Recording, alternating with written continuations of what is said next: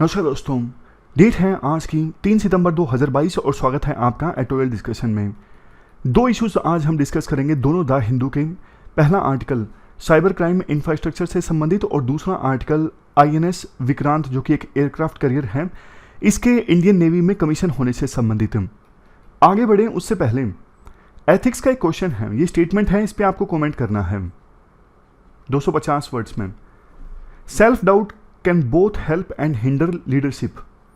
Self doubt का क्या मतलब होता है? अपनी कैपेबिलिटी, अपनी स्किल्स पर शक करना। और लीडरशिप का क्या मतलब होता है? लीडर देखो वो होता है जो ग्रुप ऑफ पीपल को मोटिवेट कर सके कॉमन गोल को अचीव करने के लिए। तो सेल्फ डाउट से लीडरशिप को फायदा क्या होता है और सेल्फ डाउट से लीडरशिप को नुकसान क्या होता है, दोनों आपको बताना है। फायदा बताइए पहले। फायदा सोचना मुश्किल है, सोच के देखिए। मतलब कोई लीडर अगर सेल्फ डाउट उसके मन में आता है तो उससे फायदा क्या होता है ग्रुप ऑफ पीपल को जिनका वो लीडर है। थोड़ा मुश्किल है ना सोचना, मैं आपको बताता हूं कैसे। देखो मान लीजिए ए लीडर है, B C D E F G ये सारे वो पर्सन है जिनको ए लीड कर रहा है। अगर ए के अंदर सेल्फ डाउट होगा ना तो वो ज्यादा सोच समझ के फैसला लेगा। उसके मन में डाउट आ रहा है तो इसका मतलब वो हैस्टी डिसीजंस नहीं लेगा, जल्दबाजी में डिसीजन नहीं लेगा, सब कुछ सोच समझ के डिसीजन लेगा। और वो अपने टीम मेंबर से कंसल्ट भी करेगा कि हाँ आप बताइए आपकी राय क्या है, क्योंकि उसके खुद के मन में डाउट आ रहा है। इसका फायदा ये भी होगा कि ए एज ए लीडर एरोगेंट नहीं होगा, सबके साथ डिग्निटी से बात करेगा, क्योंकि उसको पता है कि मेरे अंदर भी कई बार सेल्फ डाउट आ जाता है। अब बात करते हैं नुकसान की। नुकसान क्या होगा सेल्फ डाउट से लीडरशिप में? नुकसान क्या होता है? देखो सेल्फ डाउट अगर किसी लीडर में होगा तो इनडिसीजन हो जाएगा, मतलब वो डिसीजन ले ही नहीं सकेगा, बार बार अपनी क्षमताओं पर शक करेगा। और जो लीडर खुद ही सेल्फ डाउट का शिकार है वो अपनी टीम को कैसे मोटिवेट करेगा? फिर उसकी टीम अपने फुल पोटेंशियल को हासिल नहीं कर सकेगी, क्योंकि उनका लीडर ही इनइफेक्टिव है।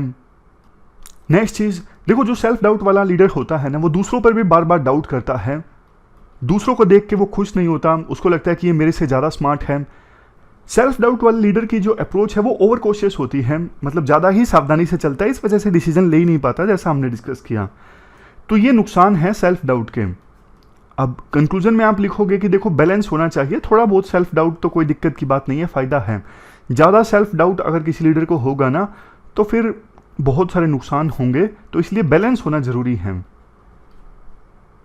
तो इस प्रकार का क्वेश्चन आता है लीडरशिप से संबंधित, तो आप टैकल कर सकते हो। अब चलिए डिस्कशन स्टार्ट करते हैं। फर्स्ट इंपोर्टेंट आर्टिकल देश में साइबर इंफ्रास्ट्रक्चर से संबंधित है। आप जीएस पेपर 3 के इस टॉपिक से आर्टिकल को रिलेट कर सकते हो। देखो पिछले 5 सालों में हमारे देश में ना साइबर क्राइम्स की संख्या काफ़ी ज़्यादा बढ़ गई है। 2016 में साइबर क्राइम्स हुए थे 12,317, लेकिन 2020 में साइबर क्राइम्स कितने हुए? 50,035। और ये डेटा किसका है? नेशनल क्राइम रिकॉर्ड ब्यूरो का। जैसे जैसे देखो इंफॉर्मेशन कम्युनिकेशन टेक्नोलॉजी का इस्तेमाल हमारे देश में बढ़ रहा है ना, साइबर क्राइम्स की संख्या भी बढ़ती ही जा रही है। लेकिन एजेंसीज के पास में ना इंफ्रास्ट्रक्चर लिमिटेड है बढ़ते हुए साइबर क्राइम से निपटने के लिए। वैसे तो देखो संविधान का जो 7th शेड्यूल है ना, 7th शेड्यूल के स्टेट लिस्ट में आता है पुलिस और पब्लिक ऑर्डर का सब्जेक्ट, यानी स्टेट्स की जिम्मेदारी है क्राइम्स से निपटना, क्राइम्स को प्रिवेंट करना, और अगर हो जाता है तो उसकी जांच करके अपराधियों को जेल में डालना। लेकिन देखो इसके साथ साथ जो सेंट्रल गवर्नमेंट है इन्होंने भी आईटी एक्ट बनाया है, कई सारे दूसरे सेंट्रल लेजिस्लेशन है साइबर क्राइम से निपटने के लिए। तो सेंट्रल गवर्नमेंट का भी ये कर्तव्य बनता है कि पूरे देश में जो स्टैट्यूटरी प्रोसीजर्स है ना साइबर क्राइम से निपटने के लिए, उन प्रोसीजर्स में सिमिलरिटी हो। ऐसा नहीं कि एक स्टेट में साइबर क्राइम से निपटने के लिए कोई प्रोसीजर फॉलो कर रहा है, कोई दूसरे स्टेट में अलग प्रोसीजर फॉलो किया जा रहा है। तो मतलब साइबर क्राइम से निपटने के लिए जो प्रोसीजर्स है ना उनमें यूनिफॉर्मिटी होनी चाहिए, ये कर्तव्य बनता है सेंट्रल गवर्नमेंट का, ये इंश्योर करना। और इस संदर्भ में सेंट्रल गवर्नमेंट ने स्टेप्स भी लिए हैं। जैसे देखो Indian cyber crime coordination centre I4C ये इस्टेब्लिश किया गया है मिनिस्ट्री ऑफ होम अफेयर के अंतर्गत, ताकि सभी टाइप्स के साइबर क्राइम से निपटा जा सके और जो भी इंफ्रास्ट्रक्चर की कमी है उसे एड्रेस किया जा सके। सबसे बड़ी प्रॉब्लम राइटर ये बताते हैं, जो खुद आईपीएस रिटायर्ड हैं, वो कहते हैं साइबर और कंप्यूटर रिलेटेड ऑफेंसेस की इन्वेस्टिगेशन के लिए ना कोई प्रोसीजरल कोड नहीं है अलग से। जो दूसरे सामान्य अपराध है ना, जैसे मर्डर है, डकैती है, लूटपाट है, उनके लिए इन्वेस्टिगेशन के लिए जो प्रोसीजर फॉलो किया जाता है ना, वही प्रोसीजर साइबर और कंप्यूटर रिलेटेड ऑफेंसेस की इन्वेस्टिगेशन के लिए किया जाता है। जबकि देखो इलेक्ट्रॉनिक एविडेंस का जो नेचर है ना, पूरी तरह से अलग होता है as comparison to traditional crime में जो सबूत होते हैं, एविडेंस होते हैं। तो इसलिए पूरे देश में एक स्टैंडर्ड और यूनिफॉर्म प्रोसीजर होना चाहिए साइबर क्राइम की इन्वेस्टिगेशन के लिए, और इन्वेस्टिगेशन में जो एविडेंस आते हैं ना, उनको कैसे इकट्ठा किया जाए, कैसे स्टोर करके रखा जाए, इसके लिए। इसके बाद आता है दूसरा पॉइंट। देखो स्टेट गवर्नमेंट्स ना टेक्निकल स्टाफ को बहुत कम रिक्रूट कर रही हैं। जो रेगुलर पुलिस ऑफिसर होता है उसका ज़्यादातर ना एकेडमिक बैकग्राउंड होता है, आर्ट्स में, कॉमर्स में, लिटरेचर में, मैनेजमेंट में। तो उस पुलिस ऑफिसर को थोड़ी बहुत ट्रेनिंग तो दी जा सकती है एज ए फर्स्ट रिस्पोंडर, कि मतलब कहीं पर कोई साइबर क्राइम हुआ है, सबसे पहले आप जाते हो मौका वारदात पर, शुरुआत में केस आपके पास आता है तो कैसे आपको एविडेंस इकट्ठा करना है। लेकिन उसके बाद तो वो पर्सन जिसके पास टेक्निकल एक्सपर्टीज होगी, जिसका टेक्निकल बैकग्राउंड होगा, जिसने स्पेशल कोर्स किया होगा, वही फिर उस क्राइम को इन्वेस्टिगेट कर सकता है अच्छे से।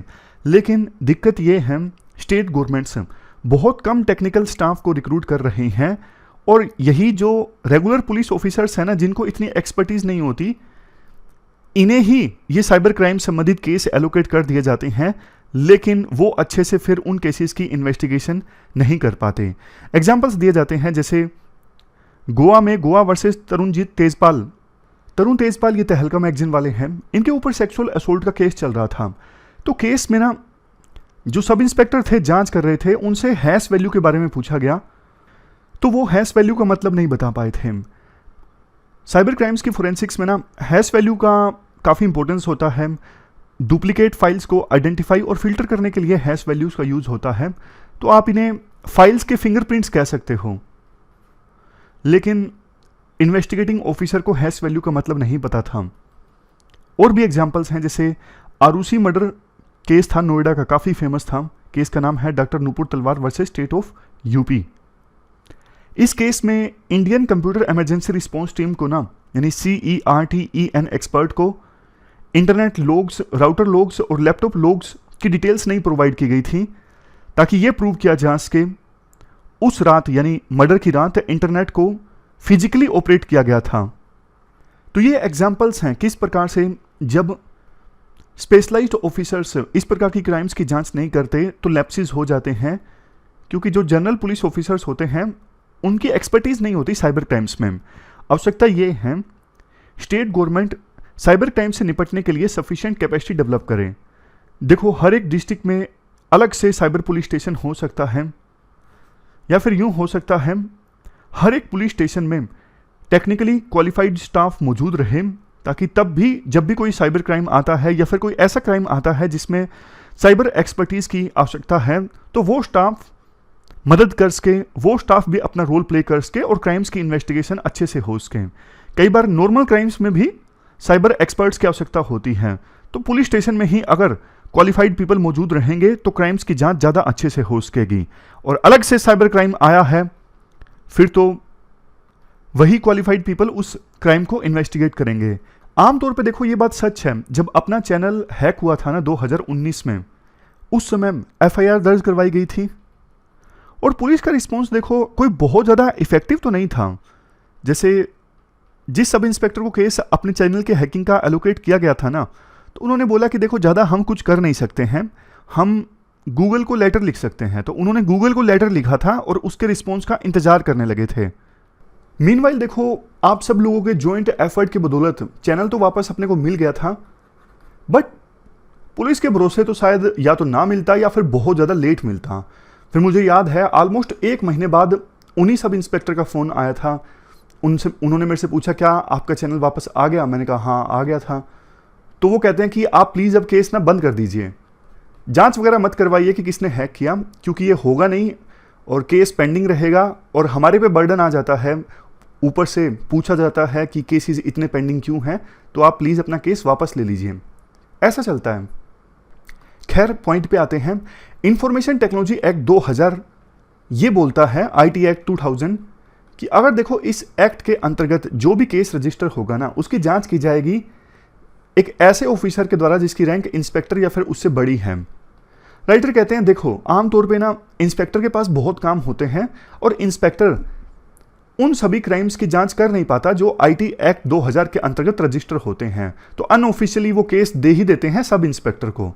जब केस की जांच करनी ही सब इंस्पेक्टर को है, तो फिर इस एक्ट में अमेंडमेंट करके आप सब इंस्पेक्टर क्यों नहीं कर देते कि इस एक्ट में जो भी केसेस दर्ज होंगे उसकी जांच सब इंस्पेक्टर या फिर उससे ऊपर के ऑफिसर्स के द्वारा की जाएगी।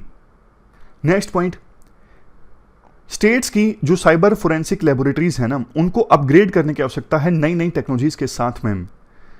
जैसे देखो क्रिप्टो करेंसी संबंधी जो क्राइम्स होते हैं वो अंडर रिपोर्टेड हैं, तो कैपेसिटी ही नहीं है स्टेट गवर्नमेंट्स की इस प्रकार के क्राइम्स की जांच करने की, क्योंकि साइबर फोरेंसिक लेबोरेटरीज अपग्रेडेड नहीं है। अब तो देखो सेंट्रल गवर्नमेंट अपना खुद का डिजिटल रुपी लॉन्च करने वाला है, देश का डिजिटल रुपी होगा यूजिंग ब्लॉकचेन टेक्नोलॉजी। तो स्टेट इन्फोर्समेंट एजेंसीज को तैयार रहना चाहिए इन टेक्नोलॉजीज के लिए, और इसके लिए सेंट्रल गवर्नमेंट को भी मदद करनी चाहिए स्टेट गवर्नमेंट्स की, ताकि स्टेट गवर्नमेंट्स अपने इंफ्रास्ट्रक्चर को बूस्ट कर सकें साइबर फोरेंसिक लेबोरेटरीज में फंड। वैसे देखो स्टेट्स में बहुत सारी लैब्स होती हैं जहां पर हार्ड डिस्क और मोबाइल फोन्स का एनालिसिस किया जा सकता है, लेकिन उनके पास में एग्जामिनर ऑफ इलेक्ट्रॉनिक एविडेंस का दर्जा नहीं है। तो आवश्यकता यह है कि ऐसी लैब्स को एग्जामिनर ऑफ इलेक्ट्रॉनिक एविडेंस के तौर पे नोटिफाई किया जाए। नेक्स्ट पॉइंट में राइटर ये बोलते हैं देखो बहुत सारे ना साइबर क्राइम्स ट्रांसनेशनल होते हैं नेचर में, जैसे किसी दूसरे देश में बैठकर वो पर्सन क्राइम कर रहा है, तो ऐसे केसेस में उस दूसरे देश में जाके क्राइम की इन्वेस्टिगेशन करना, सबूत इकट्ठा करना बहुत मुश्किल होता है। वैसे तो देखो अभी आज के समय में 48 कंट्रीज़ के साथ हमारी एक्स्ट्राडिशन ट्रीटीज़ हैं, मतलब अपराधी उन देशों में पकड़ा जाता है तो कैसे उसे भारत में लाया जाएगा, पहले से ट्रीटी है, और 12 देशों के साथ में एक्स्ट्राडिशन अरेंजमेंट है। लेकिन फिर भी एक्स्ट्राडिशन की प्रोसेस जो है ना बहुत बार काफ़ी डिफ़िकल्ट और काफ़ी स्लो होती है, और जो ये बड़े बड़े सोशल मीडिया प्लेटफॉर्म्स हैं ना जैसे ट्विटर, फेसबुक, ये एजेंसीज़ के कहने पर पोस्ट को डिलीट तो कर देते हैं, लेकिन उसके बाद ज़्यादा सहयोग नहीं करते अपराधी को पकड़वाने में। तो इसके लिए ये चाहिए डेटा लोकलाइजेशन इंडिया में ही होना चाहिए। अगर इन बड़े बड़े प्लेटफॉर्म्स का डेटा इंडिया में स्टोर होगा ना, तो एजेंसीज के लिए उस डेटा की सहायता से इन्वेस्टिगेशन करना काफ़ी आसान रहेगा।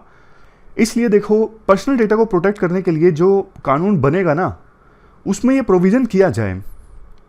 तो ये पूरा आर्टिकल हमने डिस्कस किया साइबर क्राइम्स से संबंधित। इसके बाद नेक्स्ट जो आर्टिकल है वो इंडिजिनस एयरक्राफ्ट कैरियर विक्रांत से संबंधित है। क्या कंटेस्ट है, इंडिया ने देखो खुद से बनाया हुआ अपना पहला एयरक्राफ्ट कैरियर जिसका नाम है INS विक्रांत, इसको कमीशन किया फ्राइडे को। तो अब इंडिया देखो उन देशों के ग्रुप में शामिल हो गया है, US, UK, Russia, France, China, जिन्होंने खुद से अपने एयरक्राफ्ट कैरियर को डिज़ाइन किया है, बिल्ड किया है। वैसे तो देखो इंडिया एयरक्राफ्ट कैरियर को तो काफ़ी समय से यूज़ कर रहा था, लेकिन वो हमने इंपोर्ट किए थे। ये पहला एयरक्राफ्ट कैरियर है जिसे इंडिया ने खुद से बिल्ड किया है। टोटल कितना खर्चा आया इस एयरक्राफ्ट कैरियर को बनाने में? 20,000 करोड़ का खर्चा आया। तो ये देखो $2 बिलियन से ज़्यादा हो गया, मतलब $3 बिलियन से थोड़ा सा कम। आजकल अगर रुपये के हिसाब से, डॉलर के हिसाब से रुपये का रेट देखें तो 80 है, तो $1 बिलियन मतलब ऑलमोस्ट 8,000 करोड़, और 20,000 करोड़ कितना हुआ? $3 बिलियन से थोड़ा कम। 17 साल लग गए इस एयरक्राफ्ट कैरियर को डेवलप करने में। ये इंडिया के लिए देखो काफ़ी गर्व की बात है। वैसे प्रधानमंत्री मोदी शुरुआत से ही अपने कार्यकाल में डोमेस्टिक डिफेंस इंडस्ट्री को प्रमोट करते आए हैं। देश चाहता है कि डिफेंस वेपन्स के मामले में इंडिया आत्मनिर्भर रहे और दूसरे देशों के ऊपर डिपेंड ना रहे। ऐसा ना हो कि युद्ध स्टार्ट हो जाए, मतलब हो ना, लेकिन अगर हो जाए तो हम दूसरे देशों के ऊपर डिपेंड हों अपने हथियारों के लिए, ऐसा नहीं होना चाहिए।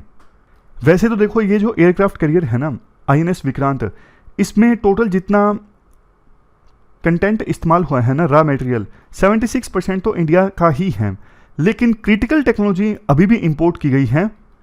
तो क्रिटिकल टेक्नोलॉजी के मामले में भी आत्मनिर्भरता को हासिल करना जरूरी है। ये एयरक्राफ्ट कैरियर एक बार में 7500 नॉटिकल माइल्स यानी 13,900 किलोमीटर की यात्रा कर सकता है बिना रिफ्यूलिंग के। मतलब इंडिया से ब्राजील की यात्रा की जा सकती है इस एयरक्राफ्ट कैरियर के द्वारा, और रास्ते में रिफ्यूलिंग की आवश्यकता नहीं होगी। इसके बाद देखो आर्टिकल में ये सब चीज़ें बोली जाती हैं जो काम की नहीं है, जैसे INS विक्रांत एयरक्राफ्ट कैरियर में 2200 कंपार्टमेंट्स हैं, स्पेशल मेडिकल फैसिलिटी उपलब्ध है। ये सब आंसर में लिखने की जरूरत नहीं है। आंसर के लिए जो चीज़ें इंपॉर्टेंट हैं, पहले देखो इस प्रकार के शिप बनाने के लिए वारशिप ग्रेड स्टील की जो आवश्यकता होती थी ना, इंडिया इंपोर्ट किया करता था, लेकिन इस बार इंडिया ने खुद से डेवलप किया है। तो कॉन्फिडेंस भी आया है कि डिफेंस मैन्युफैक्चरिंग को फर्दर बूस्ट किया जा सकता है। इंडिया का एम ये है, इंडियन नेवी ना 3 एयरक्राफ्ट कैरियर रखना चाहती है। एक तो इंडिया के पास ऑलरेडी है INS विक्रमादित्य, ये रशिया से इंपोर्ट किया है हमने। INS विक्रांत ये अब कमीशन हुआ है, तो एक और एयरक्राफ्ट कैरियर अब इंडिया बिल्ड करेगा। इस INS विक्रांत से हमने जो कुछ लेसन्स सीखे, जो गलतियां की, उनको दूर करने का प्रयास किया जाएगा। तो जो अब दूसरा घरेलू एयरक्राफ्ट कैरियर इंडिया के द्वारा बिल्ड किया जाएगा, ये एयरक्राफ्ट कैरियर इंडिया की मैरीटाइम स्ट्रेटेजी के लिए काफ़ी इंपॉर्टेंट है। अब देखो इंडो पैसिफिक रीजन में इंडिया का रोल बढ़ता जा रहा है और इंडियन ओशन रीजन में चाइना की गतिविधियां बढ़ती जा रही हैं। तो चाइना की नेवी से हमें मुकाबला करना है, तो ये एयरक्राफ्ट कैरियर और दूसरा और इंडिया अब बिल्ड करना स्टार्ट करेगा। ये सब बहुत ज़्यादा जरूरी है इंडिया की मैरीटाइम पावर को बूस्ट करने के लिए। वैसे देखो कोची में इस एयरक्राफ्ट कैरियर को कमीशन करने की जब सेरेमनी चल रही थी ना, तो उसमें डिफेंस मिनिस्टर राजनाथ सिंह ने स्पीच देते हुए कहा, प्रधानमंत्री मोदी का आइडिया है सागर, जो उन्होंने 2015 में दिया था। सागर का मतलब है security and growth for all in the region. हम इस आइडिया पर काम करते हैं, मतलब इंडिया चाहता है कि इंडो पैसिफिक रीजन फ्री हो, ओपन हो, इंक्लूसिव हो, किसी एक देश की एग्रेसिवनेस या फिर दादागिरी ना चले, इशारा साफ तौर पर चाइना पर। वैसे देखो अब चूंकि ग्लोबल ट्रेड में इंडिया अपने शेयर को इंक्रीज करना चाहता है, तो उस दिशा में भी इंडियन नेवी का मजबूत होना बहुत ज़्यादा जरूरी है। नेक्स्ट पॉइंट, MiG-29 के फाइटर जेट्स हैं, इनको तो देखो आसानी से इंक्लूड किया जा सकता है इस एयरक्राफ्ट कैरियर पर, लेकिन कुछ और जो फाइटर जेट्स हैं ना, जैसे राफेल अब इंडिया फ्रांस से परचेज कर रहा है, कुछ राफेल्स की तो डिलीवरी भी हो चुकी है। अमेरिकन FA-18 सुपर हॉर्नेट, इनको भी US से परचेज कर सकता है इंडिया। तो फिर इन एयरक्राफ्ट्स को INS विक्रांत पर इंक्लूड करना होना, थोड़ी सी स्ट्रक्चरल मॉडिफिकेशन करनी पड़ेगी। और अभी देखो वैसे ये तो सपना ही है, इंडिया अभी तक अपना खुद का twin engine deck based fighter नहीं बना पाया है, इसे डेवलप करना अभी भी इंडिया की ये ड्रीम है। तो फोकस अब इंडिया का यही होना चाहिए कि खुद से इंडिया फाइटर जेट को डेवलप करे। अभी फ्रांस से राफेल परचेज कर रहा है, USA से FA सुपर हॉर्नेट, तो दूसरे देशों पर डिपेंडेंसी है फाइटर जेट को डेवलप करने के लिए। खुद से फाइटर जेट को डेवलप करना बहुत ज़्यादा जरूरी है ट्विन इंजन वाले को। तो ये हमने पूरा आर्टिकल डिस्कस किया इंडियन नेवी की सफलता से संबंधित, और हमारी आज की इस डिस्कशन में इतना ही है। आज 2 इश्यूज ही इंपॉर्टेंट है हिंदू में, और दोनों को हमने डिस्कस किया। Thank you very much for discussion.